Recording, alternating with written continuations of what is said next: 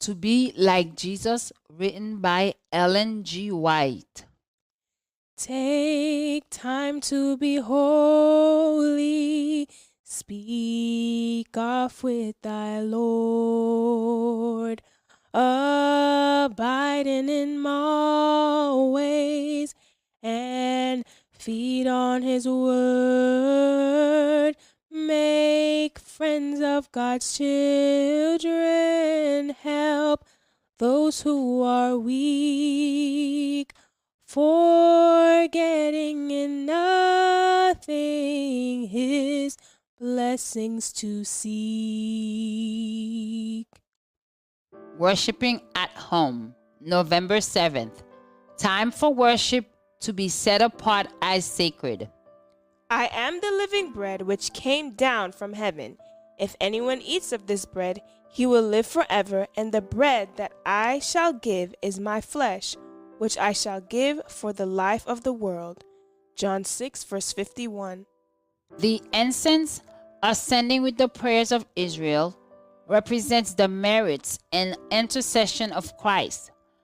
His perfect righteousness, which through faith is imputed to his people, and which can alone make the worship of sinful beings acceptable to God. Before the veil of the most holy place was an altar of perpetual intercession. Before the holy, an altar of continual atonement.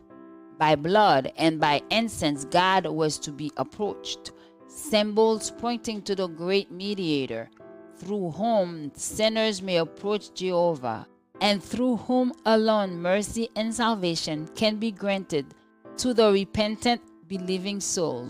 As the priest, morning and evening, entered the holy place at the time of incense, the daily sacrifice was ready to be offered upon the altar in the court without. This was a time of intense interest to the worshippers who assembled at the tabernacle. Before entering to the presence of God, through the ministration of the priest, they were to engage in earnest searching of heart and confession of sin.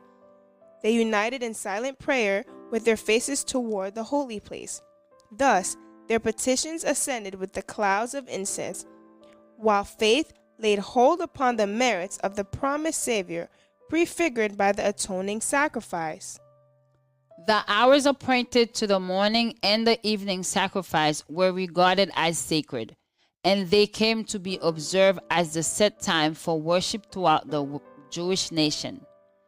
And when in later times the Jews were scattered as captives in distant lands, they still at the appointed hour turned their faces toward Jerusalem and offered up their petition to the God of Israel. In this custom, Christians have an example for morning and evening prayer. While God condemns a mere round of ceremonies without the spirit of worship, he looks with great pleasure upon those who love him, bowing morning and evening to seek pardon for sins committed and to present their requests for needed blessings. Take time to be holy. Let him be thy guide, and run not before him, whatever betide,